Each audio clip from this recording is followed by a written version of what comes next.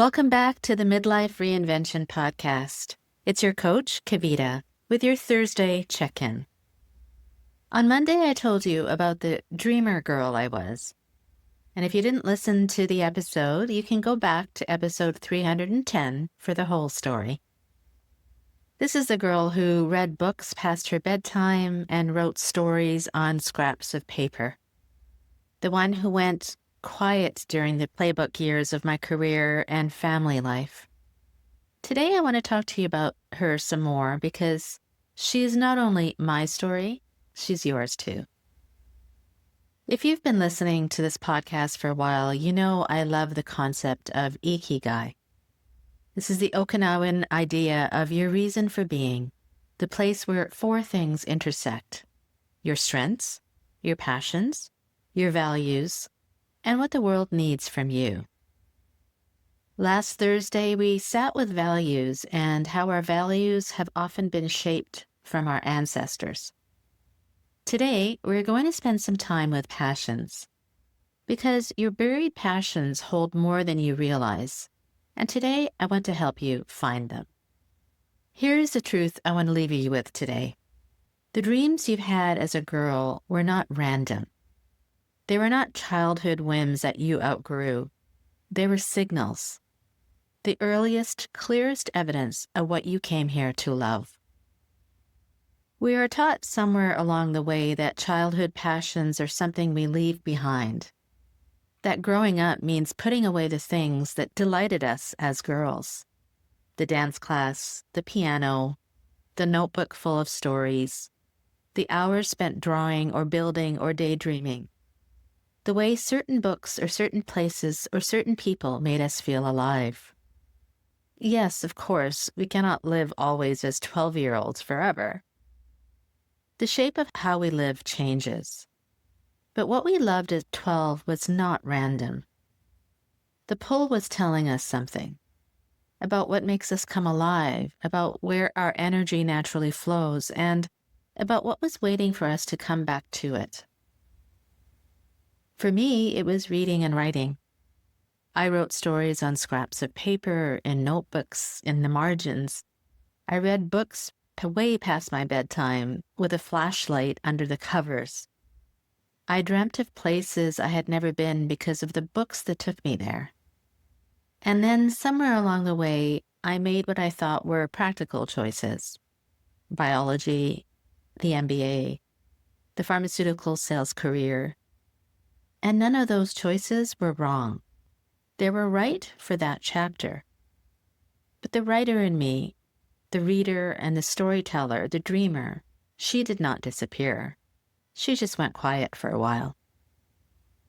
It took me decades to recognize that the passion for storytelling I had as a girl was not something I had outgrown. It was something I had buried. And it is one of the deepest reasons I podcast today, why I write to you, why telling my story week after week feels like coming home. For you, it might look entirely different. Yours might be music, and you have not touched an instrument in 20 years.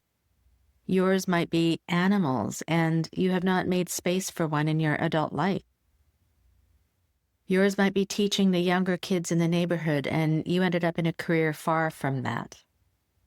Yours might be building things with your hands, and you sit at a screen now. Whatever it was, the pull was real. And the pull is still real. It is buried under what the playbook said you should be doing instead. So here is a shift I want to leave you with. Recovering your buried passions is not nostalgia. It is reclamation. It is signal reading. And it is one of the four ways your Ikigai is trying to reveal itself to you. And here is the freeing part. Your buried passions do not have to become your career. That's not the point. The point is that recognizing them tells you something about your own internal compass. Once you know what energy is, you can bring it more of that into your life through your hobbies, through your relationships, through how you spend your weekends, and sometimes through your work. The girl who loved music can pick up an instrument again on a Tuesday night. The girl who loved animals can volunteer. The girl who loved building can build. And the girl who loved teaching can find one young person to mentor. The reclamation begins quietly with you giving yourself permission to take her seriously again. And here's what I want you to understand about why this matters at an even deeper level. In the coaching methodology I am trained in, we talk about two kinds of energy moving through us at all times. There's anabolic energy, and that is the energy of aliveness, of possibility, of something moving towards what matters to you. Catabolic energy is the opposite. That's the energy of contraction, of depletion, of something living against our own grain. And many of us have been running on catabolic energy for years without naming it. When you reconnect with a buried passion, even in the smallest way, you release anabolic energy. And here is what most people miss. That energy does not stay contained to the activity. It spills into your work, into your relationships, into the way you walk through the next morning.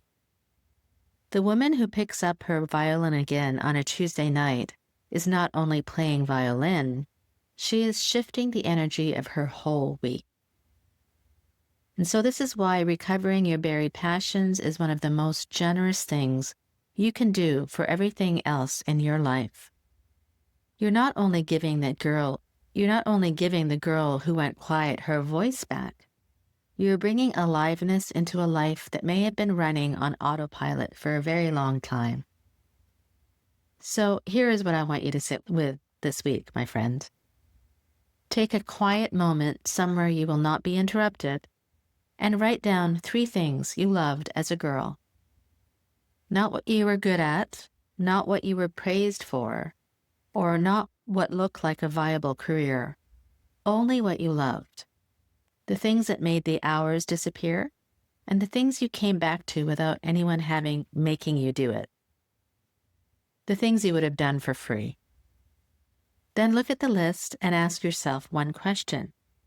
How much of any of this have I let into my adult life? And what is one small way I could let one of them back into my life this week? The noticing is the beginning, and the choosing comes after. The career shift, if there is one, comes much later. But it all begins with remembering what you used to love, or your passions. Before we close, this quick reminder that this whole series is being shaped by you as well as by me. If a question is arising in you about my journey or your journey, the dreams you have buried, or the chapter you are sitting in, send me an email at kavita@itsmytimenowcoaching.com. I'm answering listener questions throughout my series of this My Story series. Ask me anything. So I'll see you back here on Monday when my guest Deborah Knight joins me to share her own reinvention story. Listen for the echoes between her story and the playbook you may be wrestling with right now. And remember, my friend, you get to decide what comes next. So say it with me and say it with confidence. It's my time now.